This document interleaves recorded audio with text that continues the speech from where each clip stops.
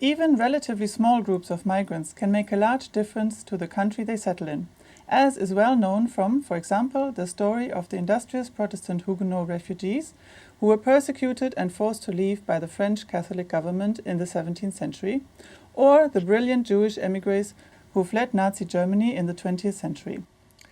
The migrants who left Denmark and Danish-speaking parts of northern Germany in the second half of the 19th century made important contributions to the development of the United States, culturally and scientifically, of course, but also economically. Specifically, in our research, we find strong empirical evidence that areas where Danes settled became more specialised in dairying and used more modern methods, and even that their impact could still be detected in the late 20th century.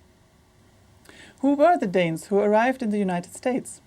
Sometimes they were religious refugees, Mormons and Baptists. Increasingly, as the 19th century progressed, however, they were the impoverished and landless fleeing economic hardship and looking for economic opportunities and land abroad. Many were from the servant-like class of tyranner, anyone who lived in the household of their employer, such as servants, who were heavily discriminated against and who were only to be given the right to vote in Denmark together with women in 1915. It took some time before emigration from Denmark really took off. The world before steam shipping made it expensive to migrate, and few could afford the trip. So relatively few Danes left for the United States before 1866, only 14,000 between 1820 and 1866, of whom many were Mormons. From this point, the numbers increased somewhat. Many left northern Schleswig after Denmark lost the duchies of Schleswig and Holstein to Prussia in 1864, and others migrated from 1865 on, as the Danish government became less liberal with respect to religion. As wages increased in Denmark and transportation costs fell, migrating became more affordable. Emigration from Denmark increased greatly from the late 1860s, with around 158,000 leaving for the US between 1868 and 1900. The great historian and expert on Danish emigration, Christian Witt, has demonstrated that 2/3 of those who left knew exactly which settlement they were headed to, and just 1/3 had a ticket to New York, from where they either stayed or moved on. Potential migrants needed information about conditions in the US before they could make a decision. Of the roughly 88,800 immigrants who knew where they would go, Witt argues that they were likely pulled to the US by personal contacts. Migrant Danes sent generally positive letters back home and sent money or purchased tickets for their friends and family. Moreover, railroad companies would buy large areas of land in the US and then finance construction by selling off plots along the planned tracks, thereby also ensuring future customers. They therefore advertised heavily and distributed pamphlets and sent previous migrants to be agents in Denmark, as did US and state governments. There were special newspapers for emigrants with information on emigration and the US, and Danish-American organizations such as Dansk Folkesamfund, the Danish People's Society, also played a role for the spread of information on the US. For example, through the distribution of addresses of Danes in the US one could write to. Finally, returning emigrants also, of course, brought with them information. The greatest extent of Danish immigration was reached in 1882, when 11,000 Danes arrived in a single year, many of whom were small farmers and laborers who sought land and jobs in the interior areas of America. And it was to be in rural areas where they were to have one of the greatest impacts. Few would return to Denmark, perhaps only around 10%.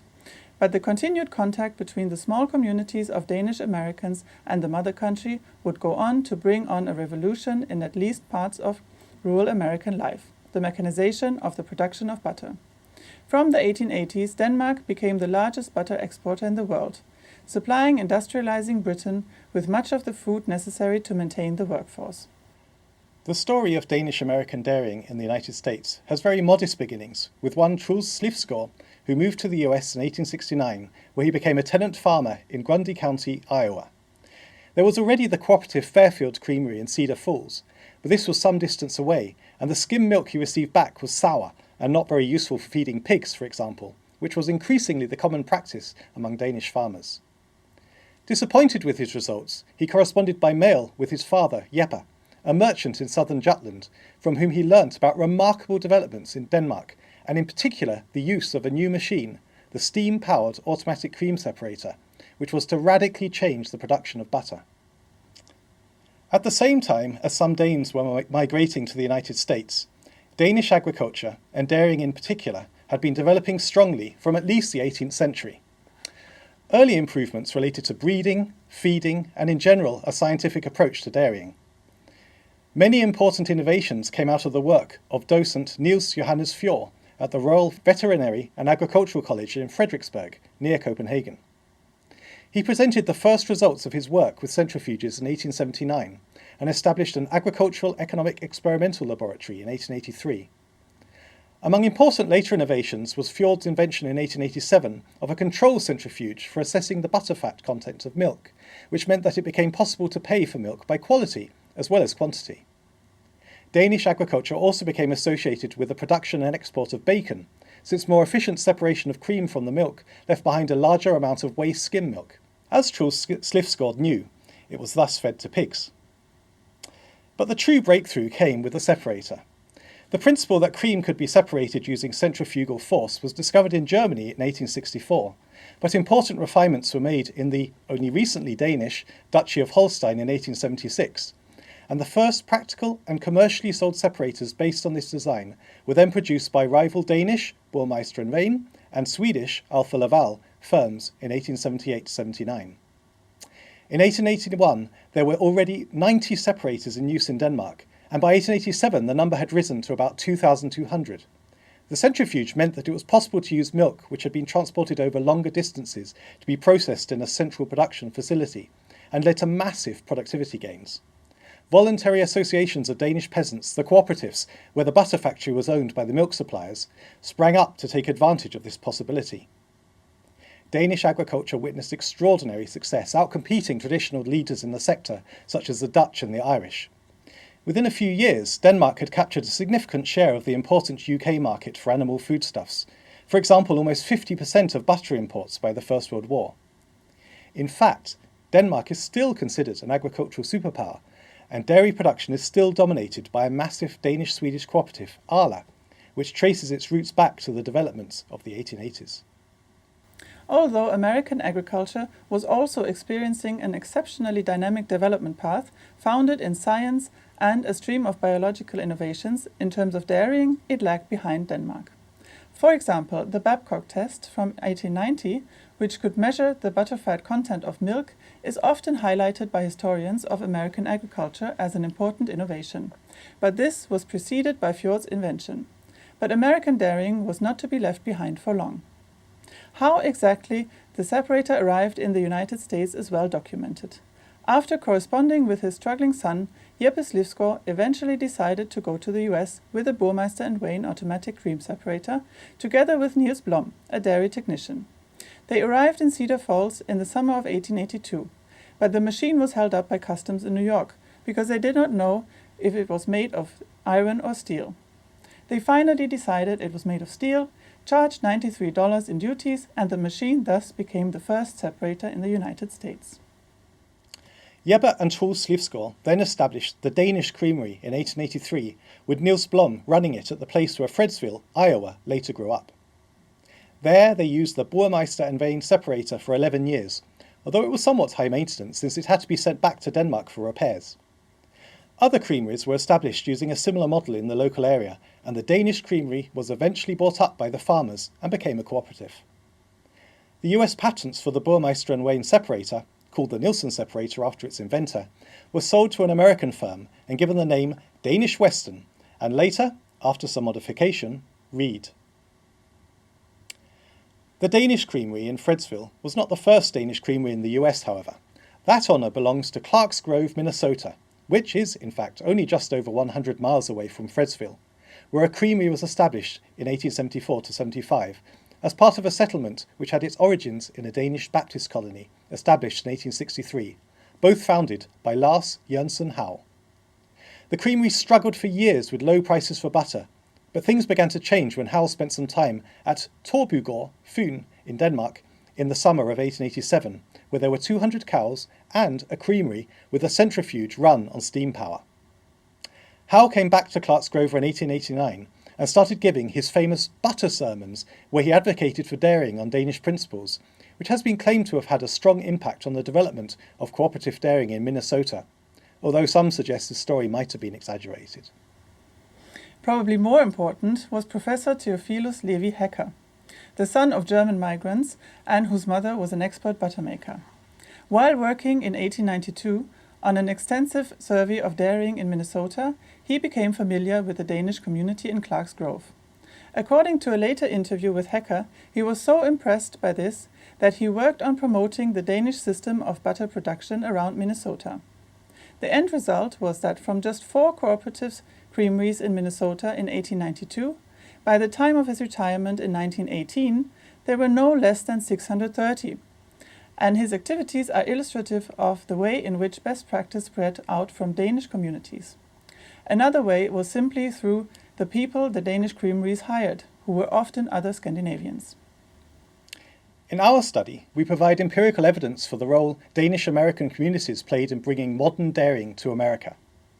We use information from US census data to locate Danish migrants in the US and combine this with information from agricultural censuses to measure the extent of the dairy industry.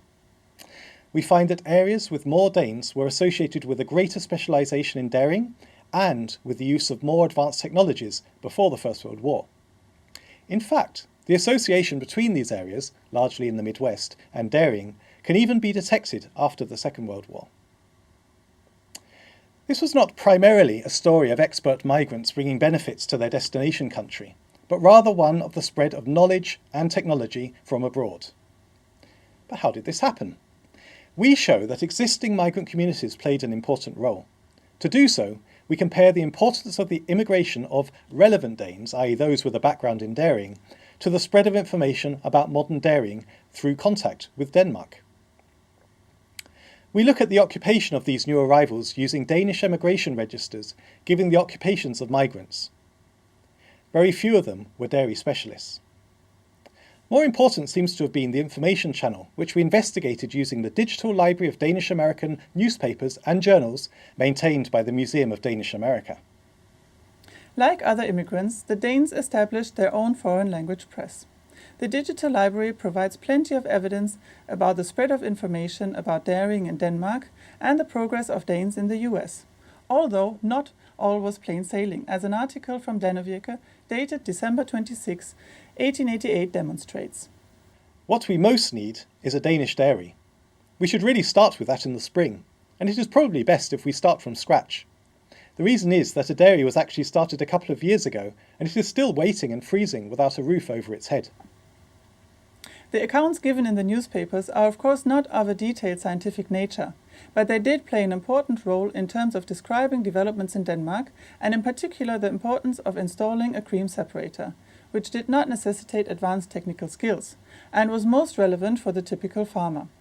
Scientific writing also traveled between Denmark and the US, and there are even examples of Danish-American creameries in the United States publishing their accounts in the Danish agricultural press. In other branches of agriculture, although Danes were receptive to new ideas, they were more followers rather than innovators.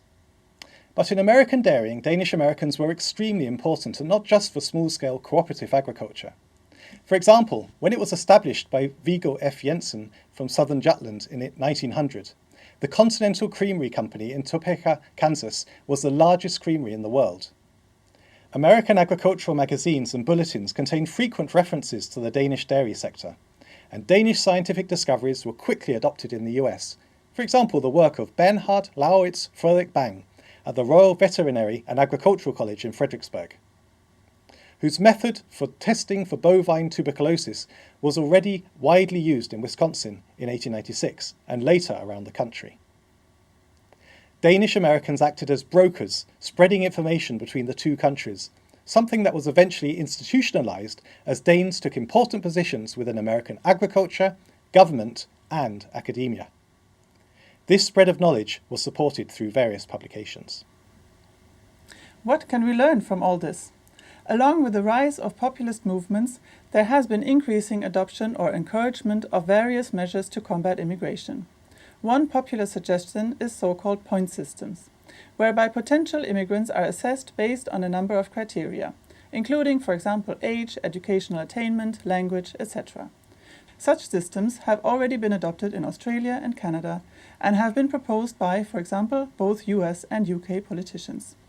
Another popular bone of contention has been so-called chain migration. That is, immigrants coming to a country due to family connections, which in the US constitute a far larger proportion of total immigration than those entering on green cards. The Danish-Americans were usually poor and often refugees from religious persecution or war. Thus, it is difficult to determine which immigrants are desirable ex ante and that the host country may benefit from immigration even decades after the first arrival. Concerns similar to those of today were of course also present in the past.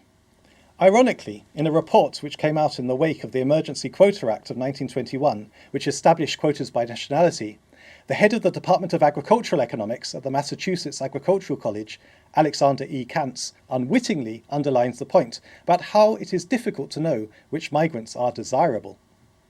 He falls into the trap of assuming that previous generations of migrants were the right migrants, specifically mentioning the large number of Scandinavians in agriculture, and concluding that some of the very best of our farmers are immigrants of the first and second generation. He concludes, however, with a warning against importing cheap labour to the countryside, since he believed this would hurt rural living standards and delay the process of assimilation, without seemingly realising that discriminating against poor, rural migrants would have meant that the Scandinavians he praises would not have arrived in the first place.